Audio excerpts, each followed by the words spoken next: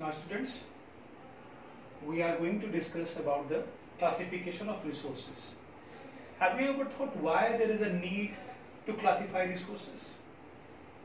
As we know that resources are everywhere and it is a part of our day-to-day life. We cannot imagine our life without these resources. Everything that we are using is a resource. I am using this marker, it is also a resource. I am using this board, it is also a resource. So similarly, in geography, there are a number of resources. So now there is a need to just classify these resources to understand these resources according to their nature.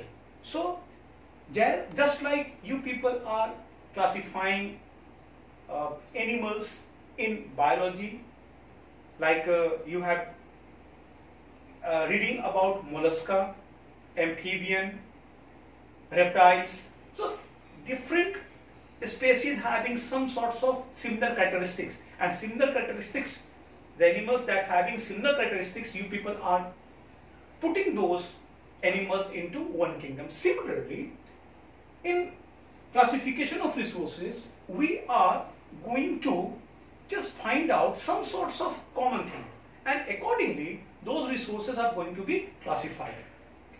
And classification of resources can be made on several ways. So there are a number of ways on which classification of resources can be done.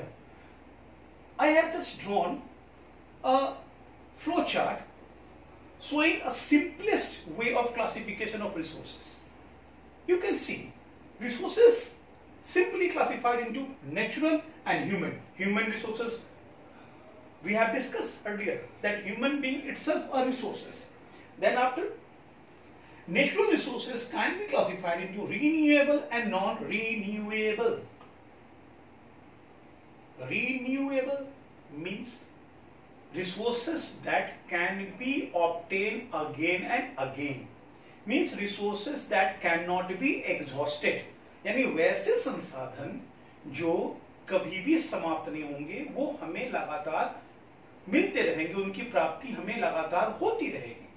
जैसे हवा है, पानी है, सूर्य का प्रकाश है, ये सभी renewable resources है. दूसरा, नॉन रिन्यूएबल, नाम से स्पष्ट है, जो रिन्यूएबल नहीं है, मतलब the resources once exhausted cannot be obtained again, cannot be replenished again.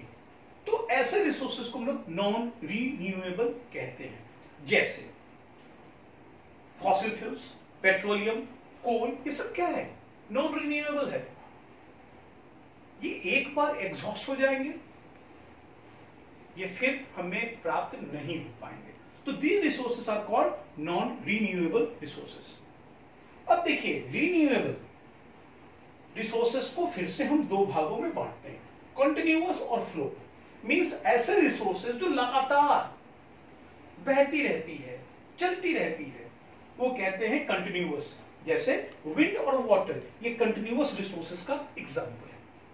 तो ये किसका भाग है? रिन्यूएबल का. विंड और वाटर अभी बात हुई कि ये रिन्यूएबल रिसोर्सेस है, ये कभी भी खत्म नहीं होंगे. अब रिन्यूएबल रिसोर्सेस का दूसरा part, biological, means it is related to the living beings. And living beings can be divided into two categories. It is natural vegetations and wild life. Means we are talking about plant kingdom and animal kingdom. They are the part of the biological resources. These are the part of the renewable and these are the part of the natural resources. Again, the second arm, the second division of natural resources is non-renewable. Non-renewable यानी जिसकी प्राप्ति नहीं हो पाती है. जैसे अभी discuss किया हम लोगों ने फॉसिल फ्यूल्स का, कोल, पेट्रोलियम, ये नॉन-रिन्यूएबल है. Once they exhausted, it cannot be replenished. अब इस नॉन रिन्यूएबल रिसोर्सेज को हम लोग दो भागों में फिर से बांट के देख सकते हैं. एक है रिसाइकलेबल. रिसाइकलेबल का मतलब पुनः चक्रण जिसका किया जा सकता है. रिसाइकल, फिर से हम उसको रिसाइकल करके फिर से हम यूज कर सकते हैं. जैसे आपने देखा होगा कि आपके घरों में लोहा वगैरह जो भी कचरा निकलता है, खासतौर से दीपावली के समय में, उसको आप क्या करते हैं? बेच देते हैं. आपने कभी गौर किया है कि वो जो आपने वेस्ट जो आपके लिए था, उसको जो आपने बेचा, वो कहां जाएगा? कोई बंदा उसको खरीद के ले गया तो वो अपने घर में नहीं रखेगा, वो ले जा करके उसे फैक्ट्रियों में बेचते हैं जहां पे उसको फिर से इस्तेमाल करने के योग्य बनाया जाता है। तो ये वैसे नॉन रिन्यूएबल रिसोर्सेज हैं जो रिसाइकल हो जाते हैं। Metals are non renewable, once they exhausted it can not be replenished. लेकिन इसको रिसाइकल करके हम इसको बार बार यूज कर पाते हैं।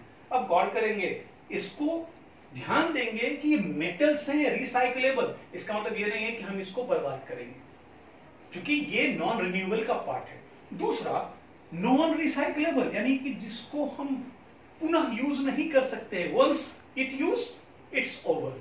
जैसे फॉसिल फ्यूल्स है, जैसे आप अपने घरों में जो एलपीजी का सिलेंडर इस्तेमाल करते हैं for the purpose of cooking, आपने देखा होगा कि एक निश्चित समय के बाद गैस खत्म हो जाती है, हम लोग बोलते हैं गैस खत्म हो गई, तो फिर हम नए सिलेंडर को इस्तेमाल करते हैं।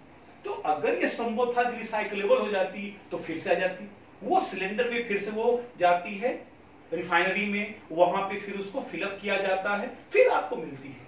तो इस प्रकार से ये नॉन रिन्यूएबल रिसोर्सेज को दो भागों में बांटते हैं, रिसाइकलेबल एंड नॉन रिसाइकलेबल। अब चलते हैं यहाँ पे रिसोर्सेज का दूसरा जो ब्रॉड क्लासिफिकेशन में, वो है ह्यूमन, एक नेचुरल में और दूसरा ह्यूमन में। अब ह्यूमन रिसोर्सेज को हम दो भागों में बांट के देखते हैं। ह्यूमन, जैसे हम लोगों ने अपने विषय में बात की, हम लोग ह्यूमन रिसोर्सेज है। अब इसको दो भागों में बांटते हैं, स्ट्रक्चर एंड इंस्टीट्यूशंस। ये स्ट्रक्चर्स एंड इंस्टीट्यूशंस क्या होते हैं? ह्यूमन बीइंग के द्वारा बनाए गए इंस्टीट्यूशंस, ऑर्गेनाइजेशंस, वो स्ट्रक्चर्स एंड इंस्टीट्यूशंस के रूप में आते हैं। जैसे मैन्युफैक्चरिंग इंडस्ट्रीज की बात करें हम लोग, वो वास्तव में स्ट्रक्चर्स एंड इंस्टीट्यूशंस के पार्ट है। अब यहां दूसरी बात है क्वांटिटी एंड क्वालिटी। अब ये क्वांटिटी एंड क्वालिटी का मतलब क्या है? क्वांटिटी का तात्पर्य होता है कि ह्यूमन बीइंग की संख्या, पॉपुलेशन रिलेटेड, ये उसकी बात, पॉपुलेशन डेंसिटी की बात होती है। और दूसरी बात है क्वालिटी। क्वालिटी मींस वो पॉपुलेशन आपकी कितनी योग्य है, ट्रेंड है, स्किल्ड है। आपने क्लास 9 में पढ़ा होगा एसेट एंड लायबिलिटी। जो अनट्रेंड, अनस्किल्ड पॉपुलेशन होती है वो आपकी लायबिलिटी होती है। तो यहां पे क्वालिटी का तात्पर्य लिटरेसी रेट से है, समझदारी से है। तो अब हम नेक्स्ट चैप्टर में हम लोग पढ़ेंगे कि अब इसको ब्रॉडली फिर हम पार्टिसिपेट करेंगे कि अब on the basis of exhaustibility how resources can be classified. जैसा मैंने कहा, रिसोर्सेज को कई प्रकार से हम लोग क्लासिफाई कर सकते हैं। अब हम लोग नेक्स्ट में उसी चीजों को पढ़ेंगे।